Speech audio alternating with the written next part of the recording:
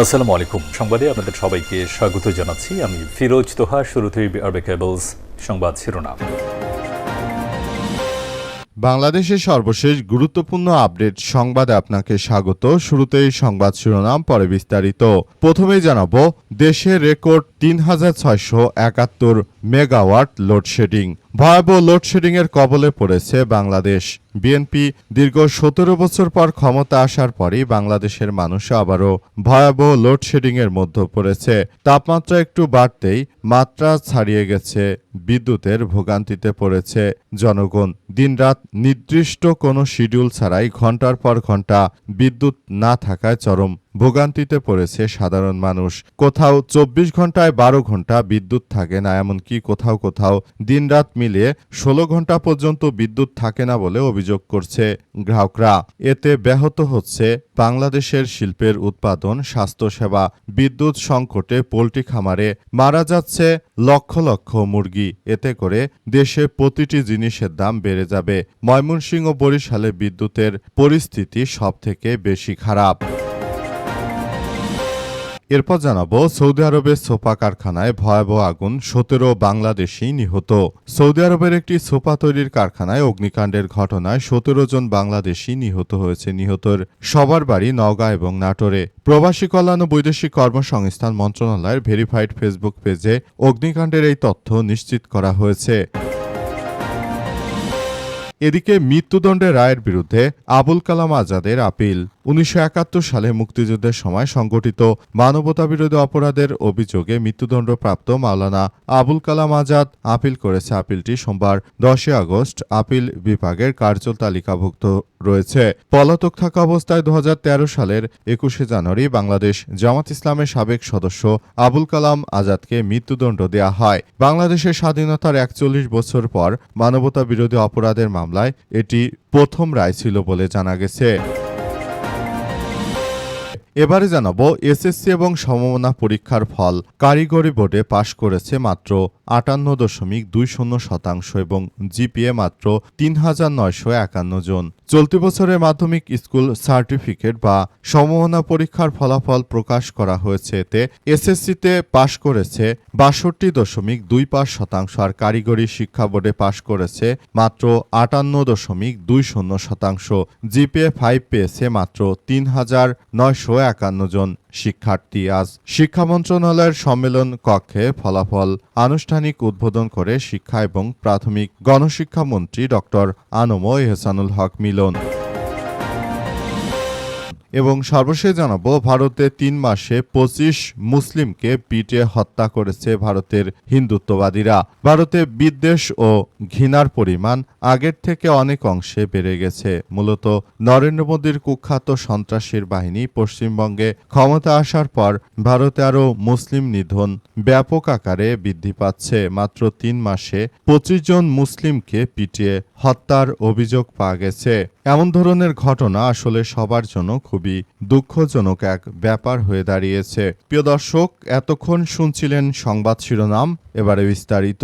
তবে তার আগে বন্ধুরা, অনুরোধ থাকবে এই সংবাদটিতে একটি লাইক দিন।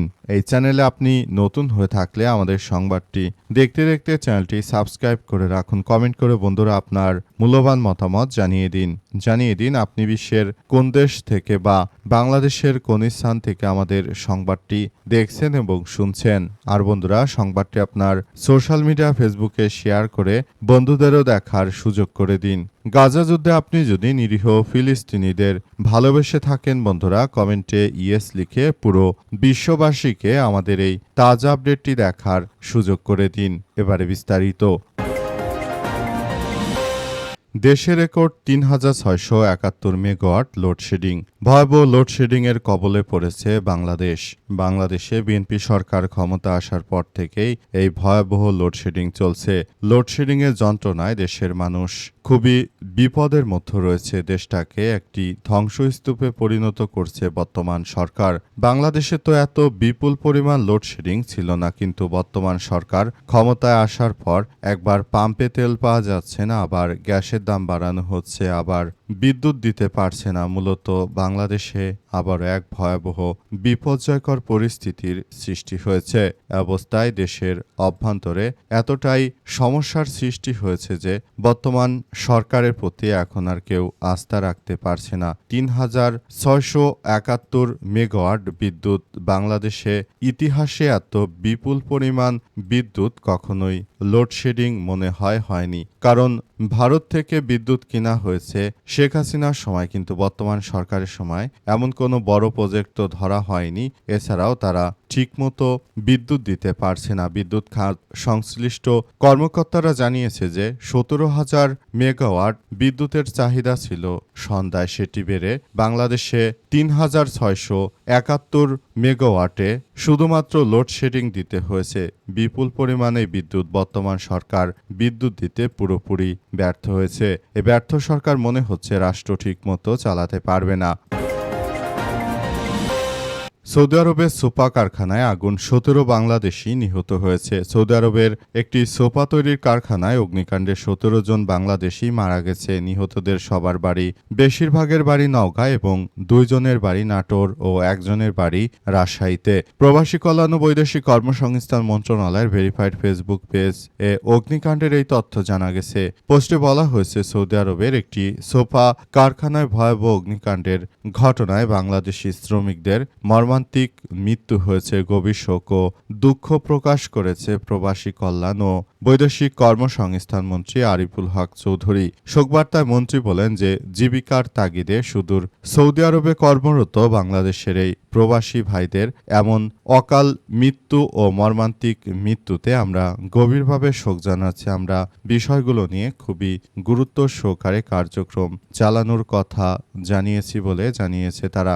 সবাইকে বিষয়গুলো নিয়ে খুবই গুরুত্ব সহকারে কার্যক্রম চালানোর কথা বলা হচ্ছে এবং দেশটাকে একটি সুন্দর ও সমৃদ্ধির রাষ্ট্র কাঠামোর দিকে এগিয়ে নেওয়া এই মুহূর্তে সবার জন্য অনেক বড় এক বিষয়। কারণ এই প্রবাসীরাই আমাদেরকে ঘাম ঝরিয়ে বিদেশ থেকে পয়সা উপার্জন করে পাঠায়। সেই পয়সা দিয়ে বাংলাদেশ মূলত তার অর্থনীতিকে এগিয়ে নিয়ে যাচ্ছে। কিন্তু যেভাবে বর্তমান সময়ে বাংলাদেশের সরকার একরকম ব্যর্থতায় পরিণত হচ্ছে, এটা দেশের জন্য এক ভয়াবহ বিপর্যয়কর পরিস্থিতির সৃষ্টি করছে। মৃত্যুদণ্ডের রায়ের বিরুদ্ধে আবুল কালাম আজাদের আপিল। ১৯৭১ সালের মুক্তিযোদ্ধার সময় সংগঠিত মানবতাবিরোধী অপরাধের মামলায় জামাত ইসলামের নেতা আবুল কালাম আজাদকে মৃত্যুদণ্ডের রায় দিয়েছিল। এরপর দীর্ঘদিন ধরে তিনি পলাতক অবস্থায় ছিলেন। এরপর দেশে ফেরত এসেছেন শেখ হাসিনা। দেশ থেকে পালিয়ে যাওয়ার পর তিনি মূলত দেশে ফেরত এসেছেন। মৃত্যুদণ্ডপ্রাপ্ত আসামি হওয়ার কারণে দীর্ঘদিন ধরে তিনি মূলত একরকম পলাতক থাকার পর আবার সামনে আসেন এবং নতুন করে তিনি দেশে আসার পরই এই বিষয়গুলো সামনে এসেছে। তিনি মূলত জামাতের রাজনীতি করার কারণে মূলত আওয়ামী লীগের প্রতিহিংসার শিকার হয়েছিলেন বলে অনেকেই ধারণা করছে। কারণে তাকে শেখ হাসিনা প্রতিহিংসার বশত তার বিরুদ্ধে এই ধরনের একটি মামলা করেছিল এবং তাকে মৃত্যুদণ্ডের আসামি হিসেবে ফাঁসি দিয়েছিল। তবে শেখ হাসিনা পালিয়ে যাওয়ার পর তিনি এবার সামনে এসেছেন এবং তিনি বর্তমান সময়ে শেখ হাসিনার অবর্তমানে মানবতাবিরোধী অপরাধের এই মামলায় তিনি মূলত আপিল করেছেন যাতে করে তার সাজা বাতিল হয়ে যায়। আবুল কালাম আজাদ তিনি দীর্ঘদিন ধরে বাংলাদেশ জামাত ইসলামের রাজনীতির সঙ্গে যুক্ত। তার মৃত্যুদণ্ডের ঘটনা, জামাত ইসলামের প্রথম কোনো নেতার মৃত্যুদণ্ডের রায় দেওয়া হয়েছিল, যেটা তিনি দীর্ঘদিন ধরে হয়তোবা পাকিস্তানে পলাতক থাকার পর দেশে ফেরত এসেছেন। এসএসসি এবং সমমানা পরীক্ষার ফল প্রকাশ। কারিগরি বোর্ডে পাস ৫৮.২০%, জিপিএ ৩,৯৫১ জন। চলতি বছরে মাধ্যমিক স্কুল সার্টিফিকেট বা এসএসসি এবং সমমানা পরীক্ষায় ফলাফল প্রকাশ করা হয়েছে এবছর কারিগরি শিক্ষা বোর্ডে গড়ে পাশের হার 58.20%। জিপিএ 5 পেয়েছে 3,951 জন পরীক্ষার্থী। আজ 10টায় শিক্ষা মন্ত্রণালয় সম্মেলন কক্ষে ফলাফলের আনুষ্ঠানিক উদ্বোধন করে শিক্ষা এবং মাধ্যমিক ও গণশিক্ষামন্ত্রী ডক্টর এহসানুল হক মিলন। যেটি 2025 সালে পাশের হার ছিল 68.4%, সেটিকে কমিয়ে এবার 62.25% করা হয়েছে।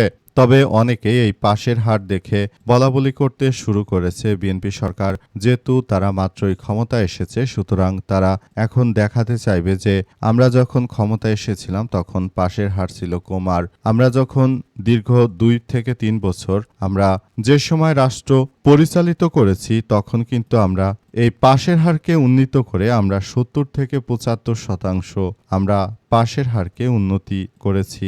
এমন বিষয় আসলে ভবিষ্যতে দেখানো হবে। তবে যে যেটাই বলুক না কেন, বর্তমান বাংলাদেশে যে এনসিটিবির পক্ষ থেকে বাংলাদেশে যেভাবে বর্তমান সময়ে পরীক্ষার সবকিছু নির্ধারণ করা হচ্ছে, এতে দেশের শিক্ষা ব্যবস্থাকে ঢেলে সাজানো প্রয়োজন। কিন্তু ডক্টর ইউনূস আসলো গেল, নতুন করে যে সরকার আসছে কেউই বর্তমান শিক্ষা ব্যবস্থা ঢেলে সাজানোর কোনো উদ্যোগ নেয়নি। এতে বাংলাদেশের মানুষ একরকম ভয়াবহ বিপর্যয়ের মধ্যে রয়েছে, কারণ দেশের অভ্যন্তরে আর কেউই এখন ভালো কিছু করার মতো কোনো বিষয় পাচ্ছে না। কারণ বর্তমান সময়ে বাংলাদেশে যে পদ্ধতিতে পরীক্ষা নেওয়া হচ্ছে সেটি বাংলাদেশের শিক্ষা ব্যবস্থাকে বিদেশি ভার্সিটিগুলো গ্রহণ করে না। সুতরাং এগুলো সরকারের বিবেচনা করা উচিত। কিন্তু সরকার শুধুমাত্র তারা এই বিষয়গুলো না ভেবে তারা শুধু যদি তাদের নিজেদের কথা ভাবে তাহলে এটি আমাদের জন্য খুবই এক